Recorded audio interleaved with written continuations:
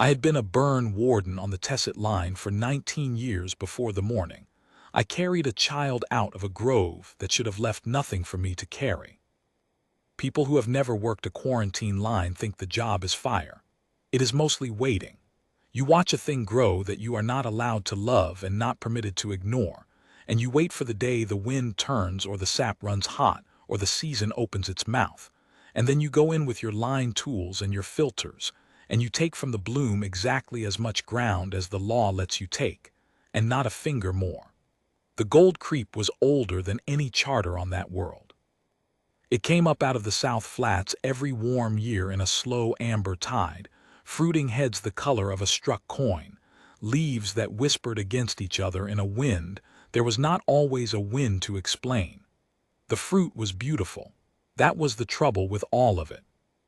The fruit was the most beautiful thing in the reaches, and it would put your lungs out like a wet wick if you breathed the grove deep enough. And there were men a long way from there who would pay in clean water, and in years off a debt for a single crate of it brought out whole.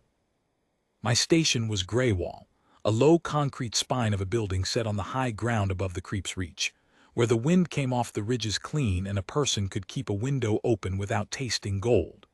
I had 2 trucks, a water cistern that never quite filled, a line of burn drums, and a charter that said the Tessit groves were quarantined under frontier law, and that I, Mara Voss, was the warden of record. I had no neighbors closer than the relay at Saddle, 4 hours overland. I had a dog for 11 of those years, and then I had a grave for the dog, and after that I had the work, which is a thing that does not die on you so much as outlast you. The morning it began was the 2nd week of the warm turn.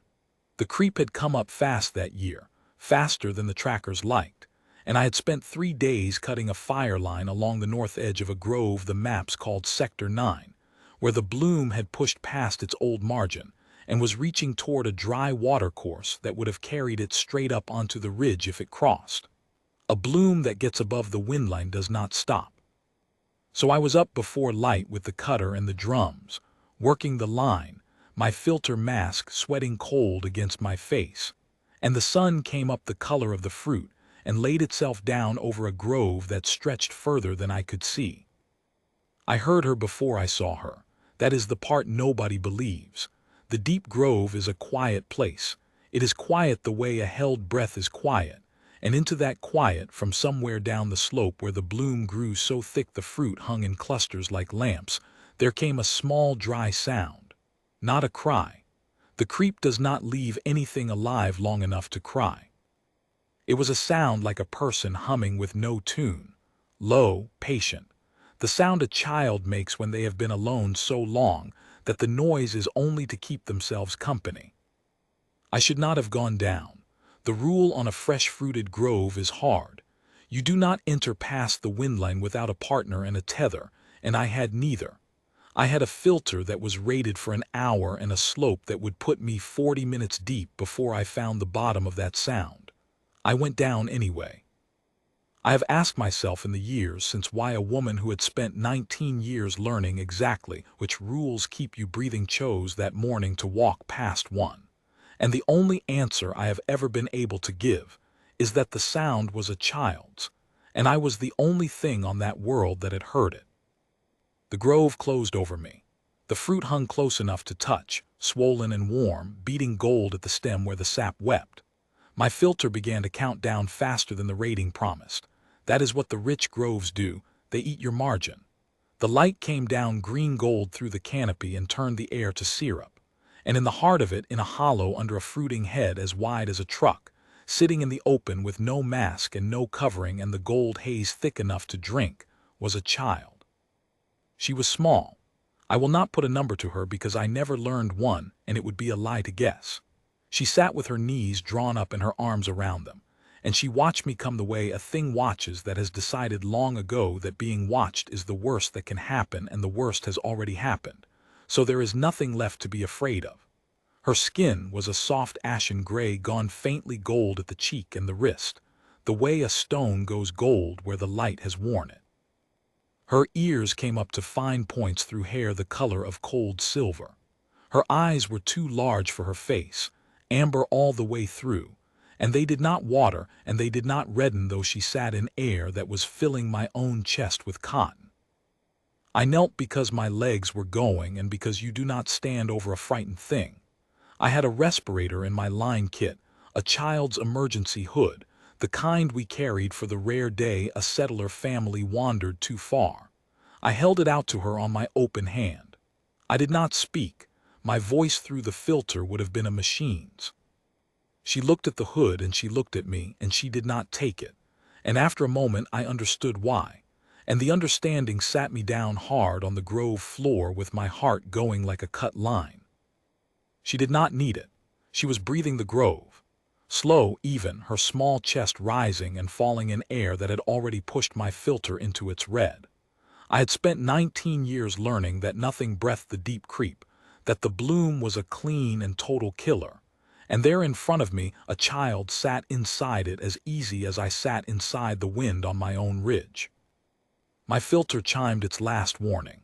I had perhaps 4 minutes to be above the windline or I would be a thing the next warden found. And the child, who did not need saving from the air, looked at me, at the warden in her mask gasping in a place she lived in like a garden, and she reached out one small gray hand and closed it around 2 of my fingers, and she stood, and she pulled. She was leading me out. She knew the way and she knew I could not breathe, and she took me by the hand and walked me up the slope through the gold, slow enough that I could follow, fast enough that I made the windline with the filter screaming, and the light turning to ordinary light, and the cotton coming out of my chest in long whooping pulls that left me on my knees in the clean air with my mask off and a child standing over me, still holding 2 of my fingers, watching to see whether I would live. I lived. I got her into the truck and I drove the line road up to Greywall with my hands not entirely steady, and she sat in the passenger seat with her 2 large eyes going over everything, the dials, the windscreen, the ridges sliding past, the way a person studies a country they have only ever heard described. She did not speak. I did not push her to. I gave her water from my canteen and she drank it like it was the strangest thing she had ever tasted, and maybe it was. I gave her my line coat to put over her shoulders, not because she was cold, but because a person who has been sitting alone in the open ought to be wrapped in something. And she let me, and she pulled it close, and somewhere on that road I stopped thinking of her as a thing I had found and started thinking of her as a person I had not yet met. Her name, when she finally gave it to me 3 days later in a voice like dry leaves, was SciFi. She said it once, touched her own chest, and that was the whole of it. I told her mine. Mara. She tried it, the M too soft, and I have heard a great many people say my name in 19 years, and I have not, before or since, heard it said the way she said it, like it was a thing she had decided to keep. But I should tell you what she was, as much as I ever learned, because the people who came after wanted to know it more than they wanted anything in this world. The creep was not native to that world either. No one alive remembered when it had come, only that it had, the way a tide comes, and that it had brought its own ruin with it. For in the heart of the oldest groves there were the dry remains of a people who had lived in the bloom and died in it, a small folk, gray-skinned and silver-haired, whose bones the surveyors had logged once and then sealed under quarantine, because there was nothing to be done for the dead, and the living had a line to hold. SciFi was the last of them, or the last anyone ever found. Her people had not breathed the creep. They had endured it, the way a fish endures the sea, by being made of it.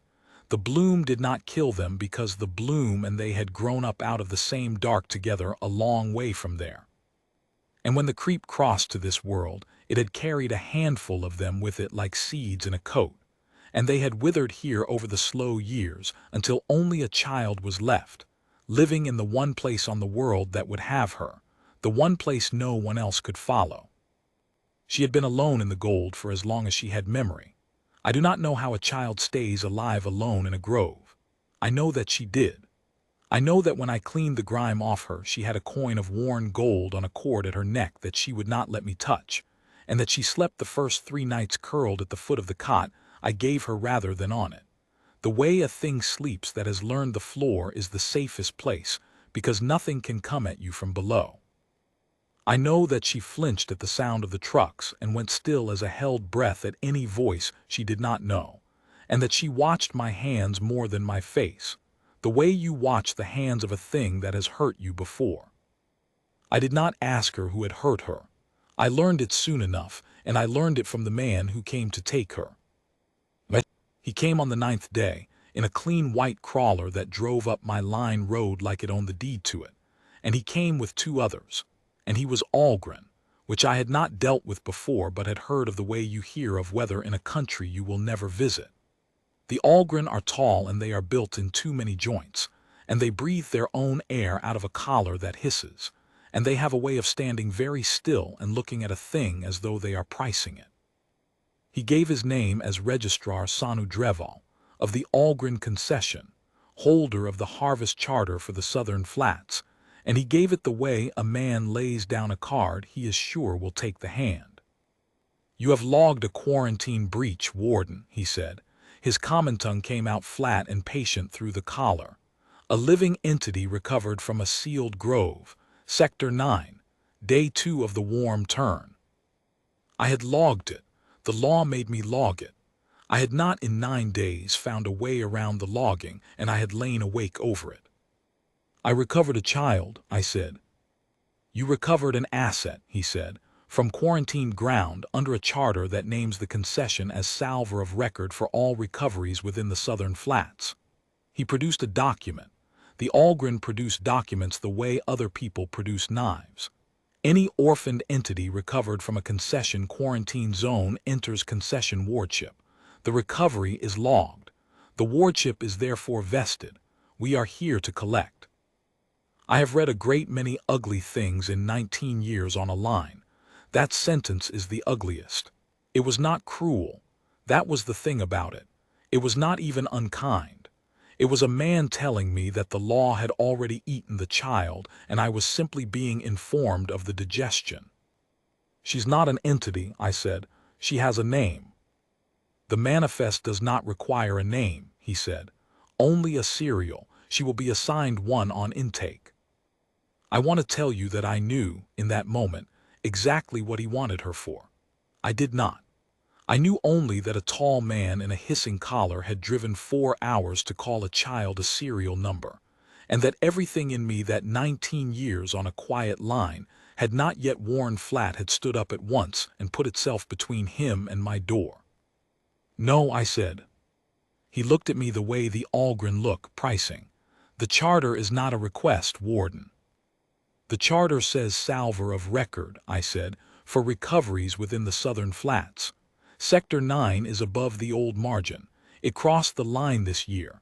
I've been cutting the fire break on it for a week. It's logged as new ground. It's not in the flats. It's in the quarantine I hold." I had spent 8 of the 9 nights on exactly this, on the maps, on the margins, on the dry, careful language of the charters, because I had known he or someone like him would come, and I had wanted to be standing on solid ground when he did. "You're salver in the flats. You're nothing on my line. Get off it." It was the first true thing I had on him, and it was thin, and we both knew it was thin. But thin held for that day. He read the margin map I put in front of him. He read it twice. He stood very still and priced me, and then he folded his document along its old creases and put it away, and he said, in the same flat, patient voice, "We will resolve the question of the margin." And he got back in his clean white crawler and drove down my road, and I stood in my doorway with the child behind me holding 2 of my fingers, and I knew that the question of the margin was a thing a concession could buy an answer to, and that I had perhaps a season, and perhaps a great deal less. But the next weeks were the good weeks, and I have learned that you do not always know the good weeks while you are in them, but I knew these. The work did not stop.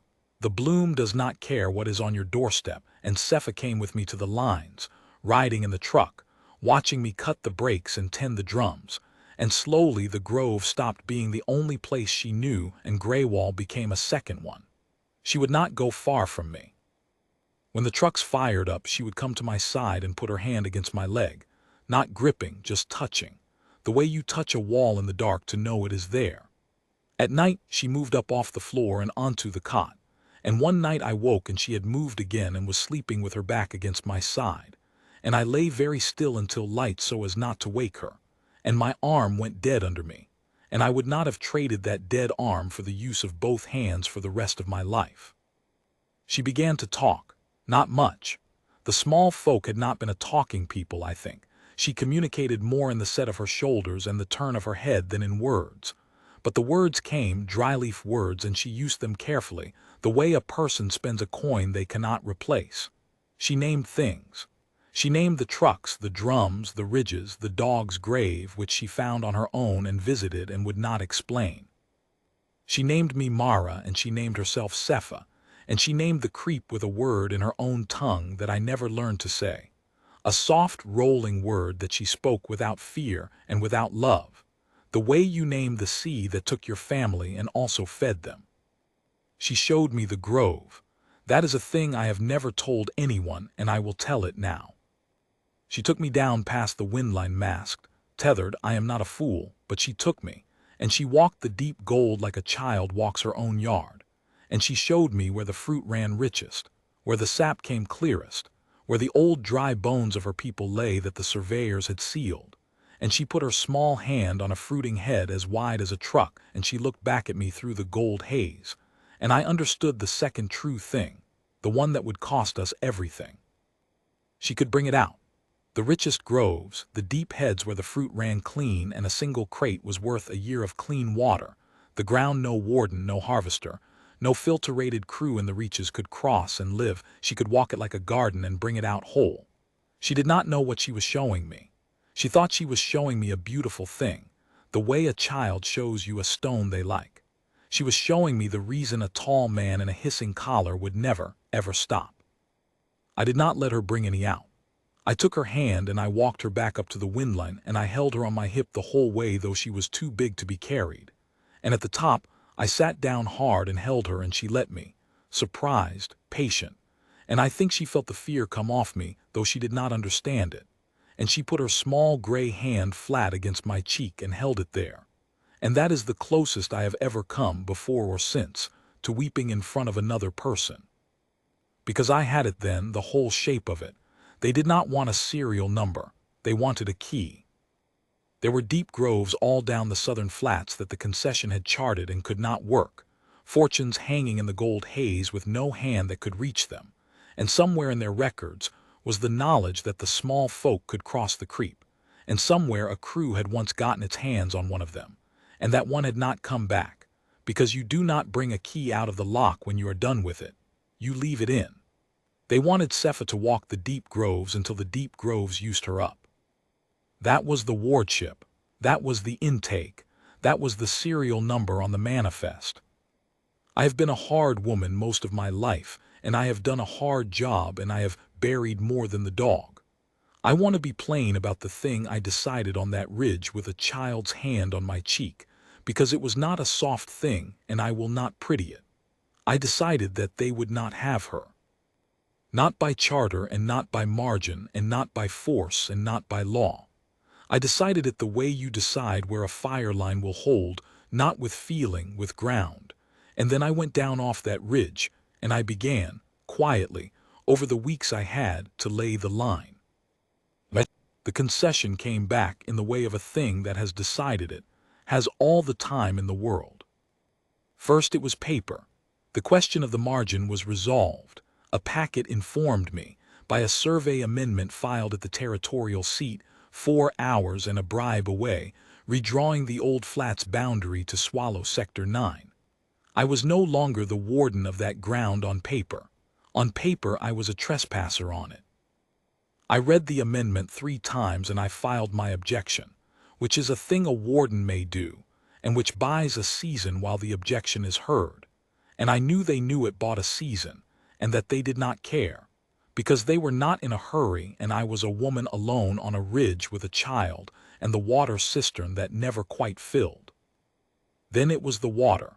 My cistern fed from a relay line out of Saddle, and the relay was concession leased, which I had not known and had no reason to know, and one warm morning the line ran dry. A clerk's voice on the radio regretted a maintenance interruption of indefinite duration. I had perhaps 3 weeks of water in the tank for one person. For two, with the warm turn-on less. I did not let Cepha see me count it. I counted it at night and I rationed it in ways she would not notice, and I drove the long road to saddle and filled drums from the public tap and drove them back, 4 hours each way, and they let me because they wanted me tired, not dead. A tired woman makes the trade. That was the arithmetic. Wear her down, dry her out, drive her 4 hours each way until the day she looks at the child and looks at the empty tank and understands that the wardship comes with clean water and a debt forgiven and a life that is not this, and signs. I will tell you that I thought about it, not the signing. I never once thought about the signing, but I thought, in the small hours, hauling drums, whether a life on a dry ridge with a hunted child was a thing I had any right to choose for her, whether the thing I called protection was only my own stubbornness wearing a child's face, whether somewhere there was a version of giving her up that was the kinder thing. I want to be honest that I thought it, because a person who tells you they never doubted is a person you should not trust with a child. And then one night Cepha woke me. She had a way of waking me without a sound, just a hand on my arm, and I came up out of sleep to find her sitting up in the dark with her 2 large eyes catching what little light there was, and she was holding out her canteen to me, her own water. She had seen me ration. She had counted too in her quiet way, and she had decided small, gray, the last of her people, alone in the universe but for a hard woman on a ridge, that the thing to do was to give the hard woman her water. She held it out and she would not put it down until I took it and I drank and I gave it back, and she drank, and we passed it back and forth in the dark like that until it was gone, sharing it. And I have done a hard job for a long time, and that was the night the doubt went out of me for good, like a fire line that finally holds. She would not have done that for a person who was using her. She knew the difference. The small folk knew the difference between being kept and being owned, and she had decided which one I was, and I was not going to make her wrong. The next morning I drove to Saddle and I did not buy water. I bought wire and cured timber and a second-hand telemetry mast and 3 more burned drums, and I came back and I started building the thing I had decided on the ridge, and I let them watch me build it, because a concession that thinks you are breaking is a concession that is not watching your hands. Sanu Dreval came in person at the end of the warm turn, when the bloom was at its highest, and the deep groves ran their richest, and a crate of clean gold was worth 2 years of a man's debt, and he came with more than 2 this time. He came with a harvest crew. I counted them from the ridge as the crawlers came up the line road in the early light. 12 harvest hands in filter rigs, and Dreval's clean white crawler at the head of them, and behind that a low flat hauler with the empty crates stacked and waiting, dozens of them, more empty crates than I had seen in 19 years, an obscene optimism of empty crates. They had not come to argue the margin. They had come to harvest the deep grove, and they had brought a key to open it with, and the key was asleep in my station with a coin of gold at her neck, and her water shared down to the last swallow with mine. They stopped at the foot of my road below the wind line, where the new ground of Sector 9 fell away into the deep gold. Dreval got out and stood and priced the morning, and then he found me on the ridge above him, and he raised one long arm, not a threat, an invitation, the gesture of a man who has all the cards and would like the game to be civil. I came down.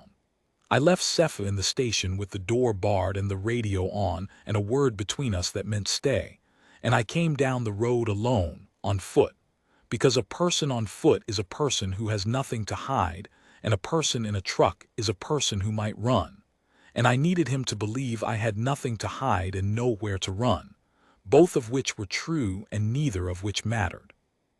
"Warden Voss," he said when I was close enough, "the margin is resolved, the wardship is vested, the crew is engaged." He said it like a tide chart. "There is no longer a question. There is only the asset and the work and the season which I would prefer not to waste arguing on a road. Bring her down. She walks the grove, she brings out the crates, and when the season closes you will find the concession is not ungrateful to a warden who was reasonable. Your line will be the best watered line in the reaches. Your objection will be withdrawn. Your debt, I have read your file, warden. Everyone on a frontier line carries a debt. Your debt will be a memory. He let that sit. Or you can be unreasonable, and I will take the asset under charter, which is my right, and you will have the dry tank and the empty cot and the satisfaction of having been difficult. The arithmetic is not complex. No, I said, it's not. Then bring her down. You want her to walk the deep grove, I said. The clean heads, the ones your crews can't cross. That is what she is for, he said, and he said it without weight, the way you say what a thing is for. And that was the moment I knew there had never been a person in that conversation but me. To him, she had been a serial number from the first margin amendment. She was for the grove the way a wrench is for a bolt. How many before her? I said. I do not know why I asked. I think I needed to say it out loud once on that road with the gold haze coming up the slope behind him, so that it would be a thing that had been said and not only a thing I knew. How many keys did you leave in the lock? He did not answer that. The Algren do not lie and they do not confess. They simply decline, and the declining is the answer. He stood very still and priced me and waited for me to do the arithmetic and come down, because the arithmetic was not complex and he was a patient man, and the season was open and the crates were empty, and the woman on the road was alone. I want to be clear about what I did then, because I have turned it over for years, and I have never once found the part I would do differently. I had spent the season laying a line, not a fire break, a fire line, the other kind, the kind you cut not to stop a bloom but to burn one, the kind a warden is permitted, under the oldest clause in the oldest charter, to set when a quarantine zone suffers a confirmed live breach that cannot be contained. The clause is older than the concession. It is older than the Flats Charter. It says that a warden of record, facing an uncontainable breach, may fire the affected ground to the margin to protect the windline and the settled country above it, and that no charter, lease, or wardship supersedes the burn, because the burn is not about property. The burn is about the wind and the country above the wind and the people in it. I had logged a live breach in Sector 9 on the second day of the warm turn. A living entity, recovered from sealed ground. It was in the record. Dreval had used that log to start his margin amendment. He had built his whole claim on the fact that I had logged a breach. A logged breach is a logged breach. The clause did not care whose ground it was now. It cared that there was a breach and a warden of record, and a season at its height with the bloom above the old margin and reaching for the dry watercourse that ran up onto the ridge toward Greywall, toward the windline, toward the settled country beyond. Every word of it was true. I had not invented the danger. The danger was real. The creep above the margin would cross the watercourse in another warm turn, and there would be no stopping it after that. I had simply waited all season, with the truest dangerous thing in the reaches sitting in front of me, to use it. I had run the drums down the new fire line in the dark over 3 weeks, while they watched me haul water and thought I was breaking. I had set them along the upper edge of the deep grove, the rich heads, the clean ground, the only ground SciFi could cross and the only ground worth a crate of clean gold. And I had run the telemetry mast so I could fire them from the ridge. And I had filed the burn notice that morning before light, on the territorial channel, in the dry, careful language of the oldest clause, so that it would be a thing on the record before it was a thing in the world. Warden, Dreval said, because I had been quiet too long, bring her down. I logged a burn notice this morning, I said. Confirmed live breach, Sector 9 uncontainable above the old margin reaching the windline watercourse. The clause is older than your charter. I'm firing the grove to the margin. I looked past him at the deep gold, at the crews, at the obscene crates. All of it, the clean heads, the deep ground, the only ground she can cross and the only ground you can sell. By tonight there won't be a crate of clean gold left in the southern flats, and there won't be a deep grove for a key to open, because there won't be a deep grove. You drove up here to buy a lock. I'm burning the house down around it." He moved then, fast, faster than a thing in that many joints should move, and his crew came up off the crawlers, and for a moment the whole morning hung 12 harvest hands and a registrar and a hauler full of empty crates, all of it pivoting on a woman on a road with a telemetry handset in her coat pocket and a child barred behind a door up the hill. "You will not," Dreval said, and it was the first time the flat patience cracked, and under it was not anger, it was arithmetic gone wrong, a man watching a sum he had trusted come out a number that ruined him. "That is a season. That is, you have no comprehension of what that ground is worth." "I have exactly the comprehension," I said. "It's worth a child walked to death in the gold. I've made it worth nothing instead. That's the trade. You taught me the arithmetic." And I took the handset out of my pocket and I held it where he could see it, and I said the last true thing I had, which was not thin at all, which was the thickest ground I have ever stood on. "Stop your crew, get back in your crawler and get below the margin. The burn is logged. The wind comes up the slope by mid-morning. When it fires, anything in the deep grove burns with it. I'm not threatening you. I'm warning you. There's a difference, and I learned it from a child. I will not pretend it was clean. It was not clean." Dreval gave an order in his own tongue, and 4 of the crew went for the slope, for the deep grove, to cut the drum lines, to pull my fire apart before the wind came, and they went down past the windline into the gold without their season's caution, because their season was burning, and a man in a hurry in the deep creep is a man who has forgotten what the creep is. I fired the line then. I will not say I was sorry I fired it then. I had warned them. The warning was on the record with the notice. And there were 4 men cutting toward a child's only sanctuary with knives. And I fired the drums, and the deep grove went up in a wall of gold-white flame that climbed the morning faster than a man can climb a slope. And the wind came up to meet it the way I had known it would, by mid-morning, off the ridge, clean. And it took the fire down the deep grove and out across the rich heads and into the southern flats. And the smoke went up gold, and then black, and then nothing. And the crew that had gone down came back up, most of them. I will not lie and say all of them. The creep is the creep, and a man who runs into it to save a fortune is a man making a wager, and not all wagers are paid. And the rest of them stood with Dreval below the margin, and watched 2 years of debt forgiveness per crate go up in a smoke the color of a struck coin. It burned for 2 days. I had cut my brakes well. 19 years is good for that, and the fire held to the deep grove and the flats and did not cross the windline, did not touch Greywall, did not reach the settled country. By the morning of the 3rd day, the southern flats were a black plain to the horizon, smoking, the gold gone out of them entirely, and there was no deep grove anywhere in the reaches for a child to be made to walk, because the thing that made her valuable and the thing that made her hunted were the same thing, and I had burned it off the face of the world. Dreval came up the road one last time on the 3rd morning on foot, alone, his collar hissing, and he stood at the foot of my ridge and looked at the black plain and then up at me, and there was no document in his hands. There was nothing to be salver of. A burned grove is not quarantined ground. It is ash. Ash is in no charter. The wardship had been vested in an asset, and the asset's whole worth had been the deep grove, and the deep grove was a memory. "You have destroyed a fortune," he said. "You understand that, a real one, not a frontier debt, a fortune, Warden."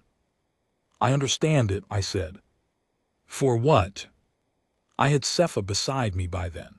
She had come out when the smoke stopped, and she had stood at the edge of the ridge and looked at the black flats where her grove had been, the only home she had ever had before the dry one I gave her, and I had been afraid of what that looking would do to her. But the small folk knew the difference between the creep that fed them and the creep that ate them, and she had looked at the black plain for a long while with her 2 large amber eyes, and then she had put her hand against my leg, the wall in the dark, and she had not grieved it the way I feared. She knew what the grove had been about to be used for. I think she had known longer than I had. I think a key knows what it is, and what it is for, before anyone tells it. Dreval asked me for what, and SciFi was standing beside me with her hand against my leg and her coin of gold at her neck. And I looked down at her and she looked up at me, and I gave him the only answer I had, which was the second truest thing I ever said on that road. "She has a name," I said. "You never once asked it, that's what." He priced me one last time, the long still Algren pricing, and I have wondered since what number he arrived at. What a creature who had counted a child as a serial maid of a woman who had burned a fortune to keep her from being counted. Whatever it was, he did not say it. He turned and went down the road and got in his crawler and drove off the line, and the concessions crews struck their camp and hauled their empty crates back the way they had come. Dozens of empty crates, never filled, and the concession, I heard later, the way you hear weather, took its harvest charter to a richer world, and the southern flats grew back over the years in a low green scrub with no gold in it at all, and no one ever again drove up my road to call a child a serial number. The water came back. A burned quarantine zone gets a new survey and a new warden of record, and the new warden of record was me, and the relay line out of Saddle was a different lease by then, and the cistern filled that year, for the first time in 11, all the way to the overflow, and SciFi stood and watched it overflow with her two large eyes like it was the strangest thing she had ever seen, and maybe it was. She grew. The small folk grew slowly, and I will not pretend I always knew what to do with her, a woman who had a dog for 11 years and a grave after, suddenly with a child of a people she could not have named on a chart. There were hard nights. There were nights she woke from the floor she still sometimes sought when a truck fired up, and I would find her there and lie down on the floor with her so she would not be the only one low, and we would wait out the dark together. There were the years when she had questions I could not answer about her people and the bones in the burned ground, and I drove her to the territorial seat, and we read what the old surveys held, which was little, and she read the little of it with a stillness that broke my heart, and then she folded it up the way Dreval had folded his document, along its old creases, and put it away, and she did not ask again, and I did not make her. But she stayed. That is the whole of it, and it is everything. She stayed, and Greywall became a home with 2 graves and 2 cots and a cistern that filled, and the gold went out of the flats and the green came up, and the wind came off the ridges clean, and a woman could keep a window open without tasting gold, and a child could sleep on a cot and not the floor most nights, and on the nights she could not, there was a floor to lie down on beside her, and a person there who would. People who pass through the reaches now, the few who do, see a black-scarred old flats grown over green, and an old warden, and a gray-skinned young woman with silver hair, and a coin of gold at her neck who works the line beside her and calls her Mara with the M too soft. And they do not know what the flats were, or what they grew, or what was buried in them, or what walked out of them one warm morning holding 2 of a warden's fingers and led her up into the clean air. They do not know that 12 crews once crossed that gold hunting an asset, and that the asset had a name, and that the name was the only thing in the whole accounting that anyone had ever forgotten to ask for, and that asking it in the end was the only thing that mattered. She was never an asset. I want that to be the thing that is said. Not the fortune, not the burn, not the clause older than the charter, not the smoke the color of a struck coin. Just this. A child sat alone in a grove that should have left nothing of her, and held out her water in the dark to a hard woman who had nothing to give her but a fight, and I fought it and we won, and she has a name, and it is SciFi, and she is not for anything. She is just hers, and late as it came to me, and hard as the road was that taught it, she is mine to keep.